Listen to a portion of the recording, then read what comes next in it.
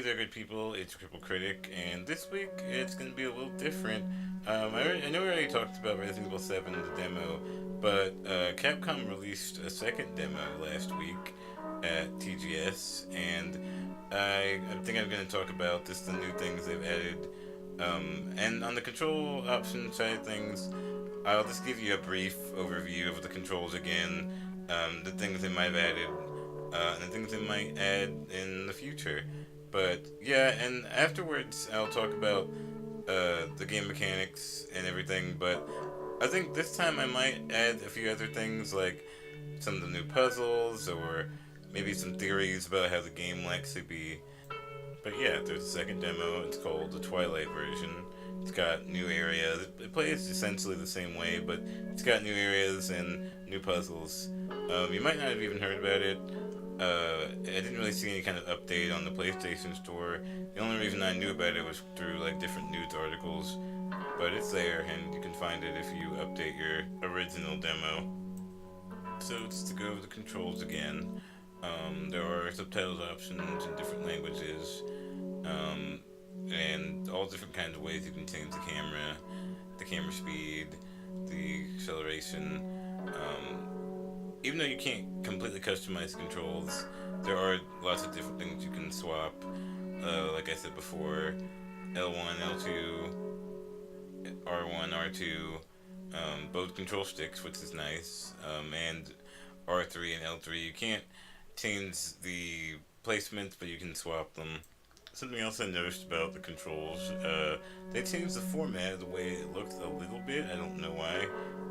Also, there are certain features now faded out, like the reticle, the HUD menu, and strangely the aim assist. You can't change that.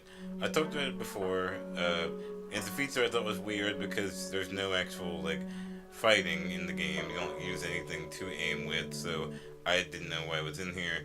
And I'll talk about it later in more depth because I have a theory as to why it's in here, and I think there could be a future update that does maybe make it more useful. So that's kind of interesting. As far as new things in the options, I'll talk about one last thing. I'm sure you'll notice it. It's the ability to turn on and off the phone icon. And you're not going to know what that is, and I'll talk more about it when I'm actually into the puzzles of the game. But it's kind of interesting because it's such a small part of the game that it affects, but I think it's kind of cool that Capcom actually put the effort. Basically, there's a phone that goes off near the end of the demo, and it didn't happen during cutscene, so people who are deaf or hard of hearing would probably miss it. Because there isn't a captions option that shows you ambient noises or anything, but with the phone icon option, you can turn it on and it'll tell you like, "Hey, the phone's ringing," and I think it's really cool. And for such a small thing that happens in the game, it surprised me that they even put any kind of effort, especially in a demo. So yeah, there's that. I also noticed a slight increase in the sensitivity of the camera when I moved and aimed. I just compensated by lowering it a little bit, but it would sort of move even when I wasn't, turning the camera. So it's something I noticed, but maybe it's a good thing they increased it. But yeah, so that's about it as far as new things in the control options. But I guess I'll talk about the new puzzles and new areas, as well as my feelings on Resident Evil 7, how we got to this point where there's two demos, and just development of the game and where it's headed. So, in August, Capcom released a new trailer for Resident Evil 7 at the Gamescom convention in Europe, and I gotta be honest, it looked really bad. I wasn't really all that into the new idea and new direction Resident Evil 7 was going. I was kind of lukewarm about it, but this trailer just made it even worse. I don't know, it's like the gameplay looked way more bland than before. Yeah, it was starting to seem like a ripoff of Amnesia or Outlast. The environments were just really boring looking. Even things like little things that I had praised the original demo for, like the lighting was just a lot worse, the textures were bad. Just a lot of it I didn't understand, but it didn't make me want to play the game. but it does seem like they might have just been showing a older build of the game, because lo and behold, last week they released a new demo alongside a new trailer, and it showed a little bit more of this weird cannibal family that'll be in the game, as well as showcasing some actual combat. But yeah, I went right back into liking it, or at least being interested in where they're going. And it looks good again, or at least, as decent as a next gen game can look. Again, it looks like they're going for a really different type of horror than what we're used to with Resident Evil. But just different. It's still horror, in my opinion. Very similar to like the Texas Chainsaw Massacre or anything by Rob Zombie, if you're familiar with House of a Thousand Corpses or The Devil's Rejects. I'm definitely getting those kind of vibes. So I guess I'll get into the new puzzles and areas in this demo. The demo can be played basically like the first one, although there's a new area and a new sort of puzzle. At the beginning, there's also some minor visual changes I've noticed. There's some portraits on the walls that are pictures of the, I guess, cannibal family. They seem to have changed a little from before. Now they seem to appear to be more like the character models in the new trailer. The portraits appear to be the main husband and wife, Jack and Marguerite Baker, alongside their two children, Lucas and the unnamed daughter. They look a lot younger, and it appears that it's before they turn to their cannibalistic ways. Something else that changed is there's a door on your right as soon as you enter the first hallway. It's now covered in what looks like black mold. It's still locked, but when you try to open it this time, you'll hear something or someone on the other side fumbling with the doorknob and making this weird sort of grumble or grunt or growl. Kinda creepy. The new area in this Twilight demo is the attic.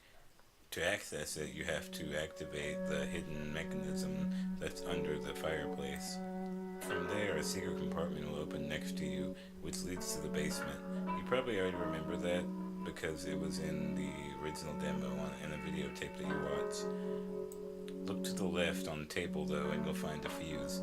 You put it in the fuse box and it'll open up the staircase mechanism upstairs. Upstairs there's a button you can press. It won't work unless the fuse has already been installed, but if it has, once pressed, the staircase from the attic will lower. The attic has a hallway with a few locked doors, but one that's unlocked. It has a room with a few mannequins and a table with an old phone on it. You'll notice that in the back there's a wall, though, that looks like it's been caved in, and it reveals a whole other room. This back room is where the new objects and puzzles come into play.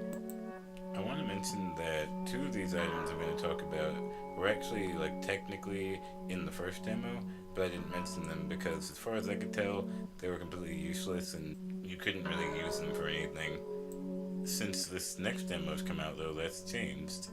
One of these items is the fire axe. Now, the axe is kind of tricky to find. You can't just find it laying around, you have to really look for it, and I'll explain. It involves the secret tape that you look at and play in the first demo. First, to go over how you get the tape, you need the shears. To get the shears, you need to go in the back of the house, where that room is with all the weird meat laying everywhere. You'll find that. Then go to the cupboard and use the shears to clip the chains, and you'll find the secret tape. Now, I mentioned in my earlier video that I thought it was kind of an interesting idea to use the tape. You can sort of play in a flashback, which is neat, but I didn't know that there's actually more to it than that in this demo. You can actually sort of play with time travel in a way. Basically, certain things that you do in the old past video will affect the future. In order to use this to your advantage and get the fire axe, first play the tape. You'll have to sit through listening to the crewmates talk and then let them open the house for you to get in. Then, look closely in the kitchen. There's actually a key laying behind the microwave, which I couldn't see unless I was crouched. Now, you can't keep items that you get in the video once you get back to the present, so make sure before you leave the kitchen to unlock one of the locked drawers. It was locked in the present, and there's actually nothing in it in the video, but you'll come back to that later. Once the video is over, you can go back to the kitchen in the present, and you open up the drawer in the kitchen, and that's where the fire axe will be. Ta-da! Now, to me, this is way too complicated for an item that's basically useless in the first demo. But in this demo, you can do a little bit more with it. Sadly, in this new demo, there still isn't any combat, although I think there's probably more to come with that. Basically, you can smash boxes and knock over certain mannequins with the fire axe. Not much, but this is where the other secret room comes into play. The back room in the attic has a bunch of boxes in it that you can break with the fire axe. Sometimes some of the boxes will have handgun ammo, which is a new item in the demo. Sadly, there isn't an actual gun in the demo that I could find. I mean, yeah, I couldn't find it. Maybe it's there, but I don't think so. But Capcom released a trailer recently that definitely showed that there'll be weapons and other guns maybe in the game, so there's that. I kind of think that there'll probably be a new update, like a third demo that'll be released soon, just because of the way Capcom's been doing this. So I think that would kind of explain some of the options menus being faded out, like the aim assist. I really do think that probably continue to give us updated demos, at least one more that'll give us like bits and pieces of the game. Like the aim assist, I think will affect the gun controls, but that's just my opinion. I am pretty sure it's gonna happen though. Okay, so the other item that was originally in the first demo but was useless is the strange dummy celluloid finger. Yeah, you can find it. It's actually really easy to find compared to the axe. It's literally in the first hallway you go to in the house. It's in a little drawer next to the staircase, and you just open it and there's a finger. Couldn't really find any use for it. I even looked online and I couldn't find anyone say what it did. But in this new demo, you can do something with it. Again, in the back room in the attic, there's another strange item you can find, which is new. On the right corner of the attic room, there's a bunch of old TVs, and behind them is a celluloid hand. Now, the celluloid hand only has a thumb, but it has 4 holes for fingers. You can combine the finger that you have with this hand. Again, even with this combined thing, I really couldn't find a use for it. I mean, it's freaky, but you can't really do anything with it. I heard somewhere online that if you point the hand at a certain object, a ghost will appear, but I had no luck. Lastly, I'll talk about the new puzzle / ending that happens in the attic. There's a key sitting on a table in the back room of the attic. If you pick it up, it'll say basement key. And as soon as you put it in your inventory, the phone will ring. Because the ladder to the basement is missing in this demo, you can't actually use the key to unlock anything, but the key does activate the ending. Once you pick up the keys, however, the phone will ring, and this is where I was talking about the phone icon in the options menu. The phone will ring, and you don't have to immediately pick it up. I think if you just sit there, it'll just keep ringing, but once you answer it, that'll be the end of the demo. Once you answer the phone, a weird woman starts talking to you and giving you cryptic messages. She basically says that all doors can be unlocked, but not all of them can be accessed at the moment, which to me is just another hint that Capcom's going to release another demo that'll give you more things to explore and doors will be opened, but that's just me. At the end of the phone call, you can turn around, but no matter what you do, Jack Baker, the cannibal husband, will appear behind you, punch you in the face, and say welcome to the family, just like he does at the end of the first demo.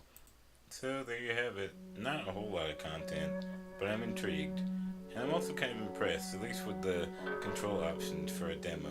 I'm really impressed with the way Capcom handled that. Not many companies do that. It also is kind of strange the way Capcom's been marketing this game.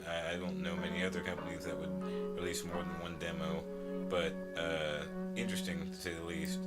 So I did want to talk briefly about a theory I had on where Resident Evil 7 might be headed as far as the story.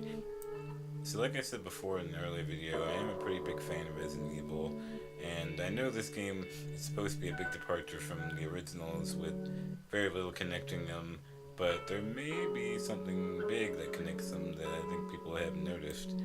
what if the Baker family are those cannibals that they described in the first game, who are said to have been eating people in Raccoon Forest?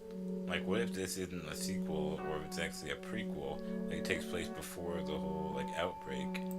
Okay, so hear me out. So in the first game, we're told that in the outskirts of Raccoon City in the forest, there were reports of a group of people attacking others and apparently eating them. A team of STARS members called Bravo Team was sent out to investigate by helicopter, but they were never heard from again. Now, most of us assume that the cannibals they're talking about are actually zombies, and this is just the start of the zombie outbreak that happens. But what if it's both cannibals and zombies, and they're referencing the Baker family? Bakers definitely appear zombie-like. Like, they have rotting skin and they eat human flesh, so there's that. Now, I guess on the surface they don't appear to resemble some of the zombies from the original games that were infected with the TNT virus, mostly because, well, the Bakers can talk and make decisions. Freaky, horrible decisions, but, you know, they're at least aware. I guess in that way they resemble more of the creatures that have the progenitor virus and Ouroboros virus from the later games in the series, so I guess that could sort of make you believe that the game takes place after those events. But the Resident Evil series hadn't been the greatest with consistency.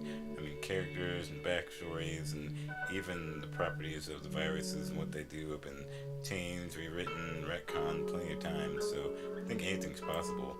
For instance, I remember playing the remastered version of the first game that was released recently, and there was a diary of one of the scientists from the mansion in the first game describing like the slow process of transforming into the zombie, and during that time, I think it took at least a few days, and, you know, he slowly had like the rotting flesh and his mind was decaying, but it didn't happen instantly, so maybe this is what's happening to the Baker family right before our eyes.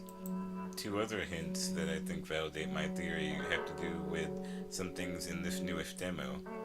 For one, in the back room in the attic, there's writing on the wall that appears to be written in blood, and it talks about 5 murders that were committed. This might be kind of vague, but it could definitely be referencing any of the murders that the cannibals committed from the first game. Something else more interesting to me is that there's a picture on the table in the room with the phone that if you pick up, you'll see a helicopter, and it says something about, are they watching us? I feel like this could definitely be Bravo Team. Now, I have heard that the game was supposed to take place in New Orleans, and I don't really know if Raccoon City is there. I know it's a fictional place, so it could be anywhere, but I don't know, and that could mean that it isn't a prequel. Yeah, I mean, I could be entirely wrong, and that's okay too, but I'm just excited. I think with the new demo and the trailer that showcased actual combat, I have a lot more hope in this game. It'll probably be really different, but hopefully worthwhile. And I'm really excited to see the next demo that they release. But anyway, guys, thank you so much for watching. I know this was kind of different. I went on a lot about theories and puzzles instead of my usual thing, so maybe if you like it, I'll do more like this. But anyway, thanks for watching, and I'll see you later.